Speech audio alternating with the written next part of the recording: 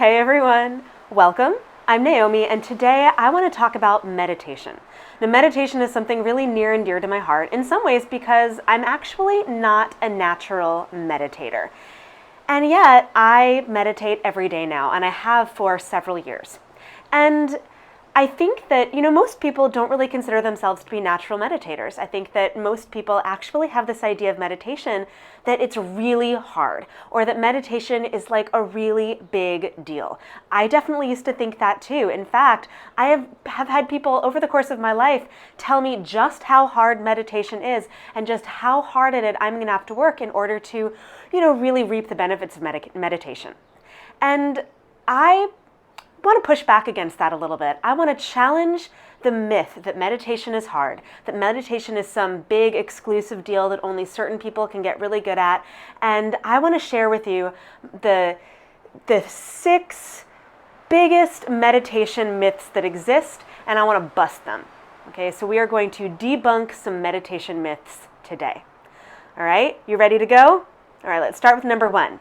Number 1 out of 6 is that in meditation, you are supposed to quiet your mind. Anybody heard that before? Got to quiet your mind? Let me tell you something a little bit about meditation. It's not about quieting your mind. It's not about emptying your mind. It's not about making your mind completely blank. It's about focusing your mind, if anything. Okay, if you're going to say that meditation is about anything, it's about focus. Okay, so there have been all kinds of studies done about meditation, but one that really stuck with me is the idea that when you're in meditation, a lot of times you are intended to, and we'll actually bust this myth too, but there's the idea that you're supposed to be focusing on something.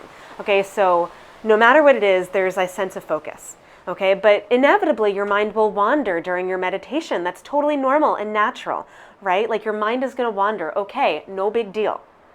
But can you then focus it back in? And there are studies that have been done that really sort of test when the sort of awareness in your brain spikes, and it's when you pull yourself back into that focus that your brain gets a big boost, right? That the energy in your brain spikes. Okay, so just think of it less as about you're supposed to quiet your mind and more about, even if you let your mind wander, can you notice when your mind is wandering and then just maybe kind of like guide it back a little bit? And then if it wanders again, okay, no big deal. And then maybe you guide it back again. Or maybe you don't. Maybe you just sit and sometimes you just let your mind wander, and that's also okay. All right, so number 1, you're supposed to quiet your mind during meditation. Myth busted. Okay. Number 2. Number 2, there's a right way and a wrong way to meditate. Says who? Why would there be a right way to meditate and a wrong way to meditate? That just sort of sounds like some BS to me that's intended to keep people who don't know how to meditate out and to keep like certain people in, right? There's no wrong way to meditate, right? There's no right way to meditate, right? There's only sitting down or lying down. We'll get to that too. There's only giving yourself space to draw your attention inward and just, be present, right, with whatever comes up. So whether that's your mind wandering or whether you're using a specific technique, we'll get to that too. No matter what it is, there's no right way to meditate. There's no wrong way to meditate. There's just meditation, pure and simple. Okay, so number 2, right, the big meditation myth that there's a right way to meditate and a wrong meditate, myth busted. Okay, let's move on to number 3. Number 3 is that the whole point of meditation is to connect with God. I mean, there's nothing wrong with that, right? Like you can totally meditate to connect with God if that's what you believe in and that's what resonates with you.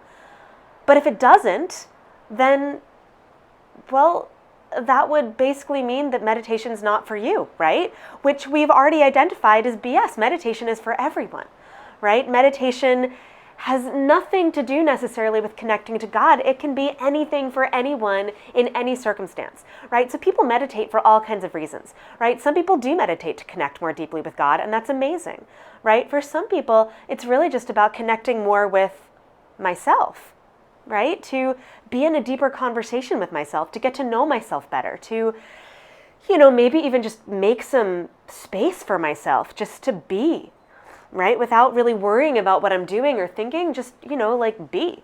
For some people it's about, creating more focus or more, mental strength or more clarity.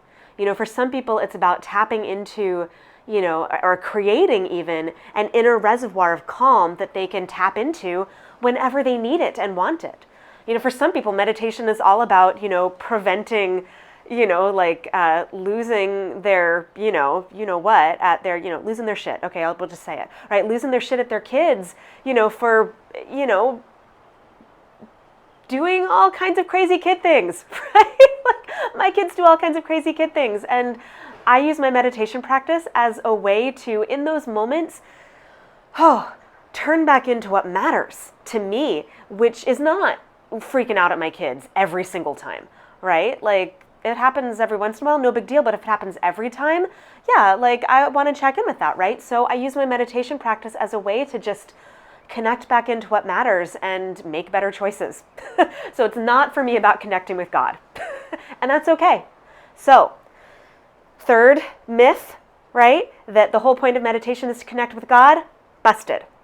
Okay, let's move on to number 4. All right, so meditation myth number 4 is that you have to sit in a certain way in order to meditate properly.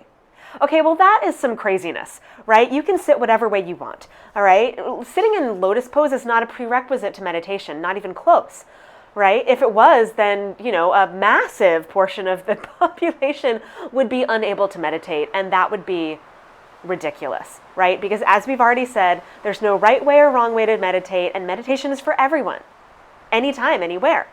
Okay, so yeah, you can sit on the floor cross-legged. You could sit with your legs stretched out in front of you.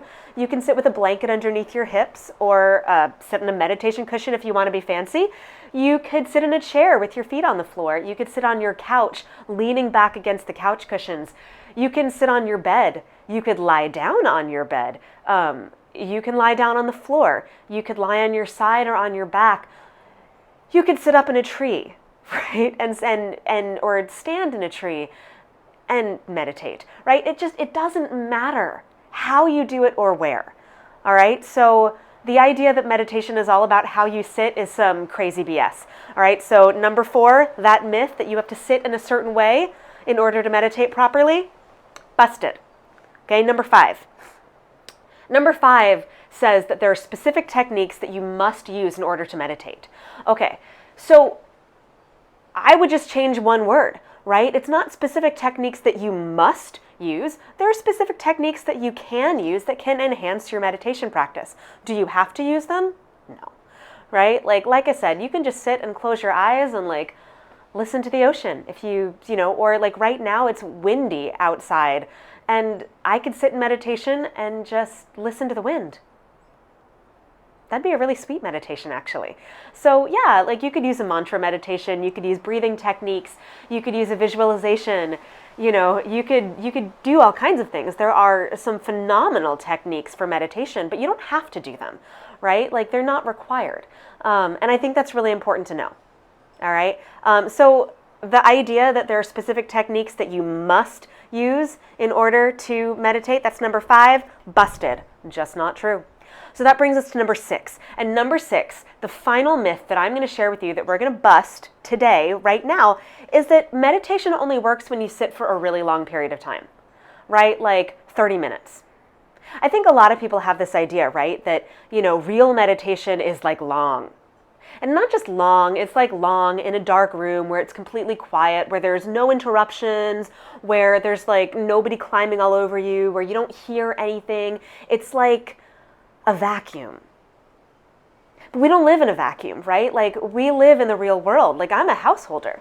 Most times I wake up really early and I sit in meditation early, but that doesn't mean that it's quiet or soundless. In fact, my daughter woke up early this morning. So what did she do? And I sit out here on my back porch to meditate, right? Unless it's freezing cold or, a crazy thunderstorm. Okay? So what did my daughter do? She opened the door to the back porch, crawled outside, crawled into my lap, and then spent the next 10 minutes or so of my meditation rearranging, because I like to wrap myself up in a blanket. It just makes me feel a little bit more contained during meditation. So she crawled up onto my lap and spent the next 10 minutes rewrapping the blanket around her, over and over and over. Was it my deepest meditation? Hell no. Did it still feel good to sit? Absolutely, right? Am I still happy that I did it? Sure. It was maybe 10 minutes, maybe it was less. I didn't time it, doesn't matter, right? Like what matters is that I got to sit,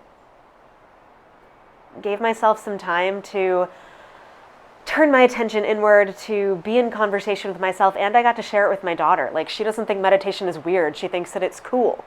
Right? Like she will sometimes do it herself. You know, she'll like sit and pretend and she'll be like this, even though I never do that. And she just doesn't, she thinks it's cool. So is meditation supposed to be like in a vacuum for like 30 minutes to an hour every single day? No. Some people do that and that's awesome. But for most of us, it's going to be small. It's going to be like little bursts of, you know, sitting with your eyes closed, right? You might have your kids crawling all over you and that's okay. You might have, you know, like a storm outside. There might be lightning happening, you know, like there might be dogs barking. There could be any number of things going on. It doesn't make it any less meditation and it doesn't make it any less powerful for you. You get to decide how your meditation impacts you and how powerful it is. That's not up to the length of time. That's up to you. Okay, so the idea that meditation has to be like this long, drawn out process, that's number 6. Myth busted. Okay, so I just want to put it out there that, you know, meditation is not this big deal, right? Meditation is not this really hard, challenging thing that you have to overcome in order to participate in or enjoy. Meditation is a practice that you get to choose every day. You can make it as simple as you want. You can make it as complex as you want, but there are no rules for meditation.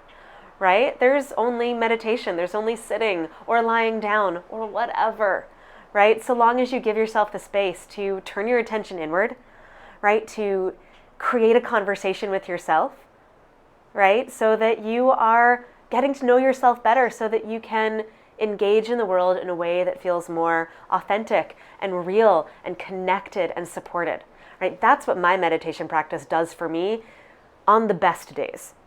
And on the less good days, it just gives me a little bit of time to clear my head. Still a win, okay?